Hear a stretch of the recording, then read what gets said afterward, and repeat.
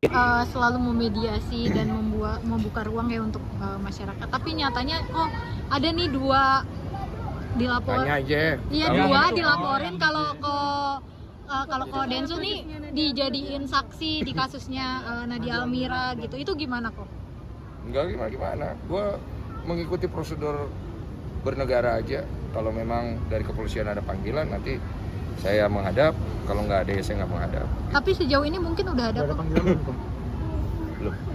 Kalau terkait kasus dari Mbak LG yang seorang psikolog Ahmad Dhani yang mengatakan psikolog gadungan kan ada di podcastnya Ko Densu. Itu juga kan dibawa ke ranah hukum. Oke. Ko Densu udah menerima surat untuk dijadikan saksi juga sebagai tempat wadah waktu itu Ahmad Dhani podcast. Iya, saya juga bingung gitu. Ada, itu udah terima. Udah ada. Ada, itu surat panggilan dari polisi untuk menjadi saksi memberikan keterangan kan? Iya. Mengenai hal itu ada, panggilan itu ada. Kapan kok mungkin akan hadir kah? Udah hadir? Udah. Kapan kok? Seputar apa kok? Waktunya kapan kok? Mungkin waktunya kapan kok? Seputar apa pertanyaannya? Iya, waktunya kapan dan seputar apa pertanyaannya? Seputar itu kejadian yang dipermasalahkan itu di tempat saya.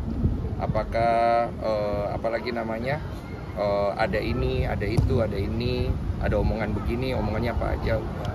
Kalau perihal Nadia Almira, kok kan itu emang dari awal perjalanan kasusnya adanya di podcast Ko Densu ya, yang mendamaikan juga. Kalau Ko Densu melihatnya Sebenarnya gini, yang mendamaikan itu bukan dari saya inisiatifnya. Waktu itu datangnya dari Almira, pengacaranya, dan Almira yang menghubungi saya, kok bisa dibantu nggak sih ini, dimediasikan aja.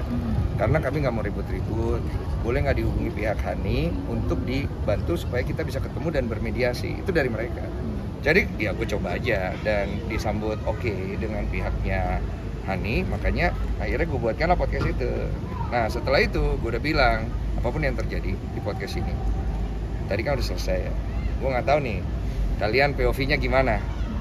Kalau kalian nanti sampai ribut lagi di luar, kalian lagi ngapa-ngapain di luar, saya nggak mau bantu dan jangan bawa saya udah belajar dari pengalaman saya di sini hanya sebagai media, bantu sampai di sini aja. Ya saya udah ngomong sama dua belah pihak waktu itu. Makanya gue nggak mau tahu komentar masalah itu lagi. Tapi yang LG diperiksanya kapan kok? Ada komunikasi antara kedua belah pihak ya kok, tetapi malah jadinya ikut keseret dalam ranah hukum gimana kok? Gimana nih kok mungkin? Nggak apa-apa, itu kan memang hal yang harus gue terima sebagai konsekuensi. Gue nggak mau bilang gini loh, gue nggak boleh membela diri karena kan gue juga ada di part itu ya. Apapun yang gue lakukan dari podcast gue pertama sampai sekarang, banyak pasti kontroversi dan pro kontranya. Ada positif, ada tidak. Itu konsekuensi yang harus gue terima. Mau orang bilang gue baik, tidak baik, cari cuan, nggak ikhlas, apa segala macam harus gue terima. Karena itu konsekuensi yang harus gue jalani. Dan gue nggak mau dan nggak ngerasa perlu untuk ngasih tahu semua orang, gue nggak begitu.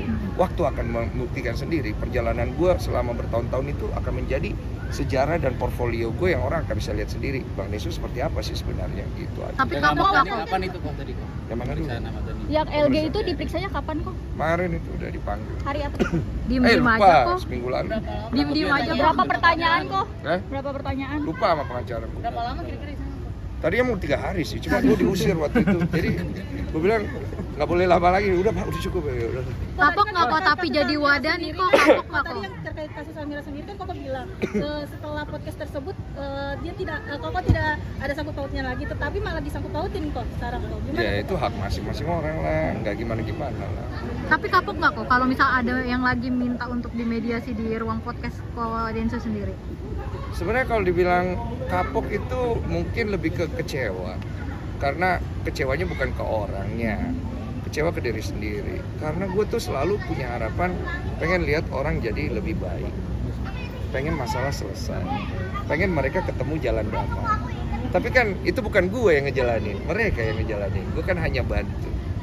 Jadi kadang-kadang setelah dari podcast gue, akhirnya mereka tidak menjadi baik atau tidak damai, gue kecewa sama diri gue, kok gue gak berhasil ya. Tapi ya sudah, porsi gue cuma sampai di situ. Berarti gue nggak boleh lebih jauh. Dulu gue pernah ngelakuin porsi yang lebih jauh. Akhirnya gue yang jadi tidak baik. Jadi gue tidak mau lagi pergi lebih jauh. Makanya gue selalu kecewanya sama diri sendiri ketika akhirnya gue berusaha untuk bantu orang. Tapi pada kenyataannya gue kan nggak bisa kontrol orang itu. Gue juga nggak bisa terlalu masuk ke dalam hidup dia. Kalau dia minta saran ya gue kasih. Itu pun masih gue disalahin. Jadi gue harus terima konsekuensi. Makanya gue selalu bilang, saya Denny siap salah. Apapun yang kalian katakan yang buruk tentang saya siap terima. Tapi izinkan kalau suatu hari nanti, kalau sudah terlalu mengganggu, saya izin paling klarifikasi mengurusin doang. Tidak untuk membela diri, tapi ada urusan sama kerjaan dan yang lain yang kita juga perlu kasih faktanya juga. Paling gitu.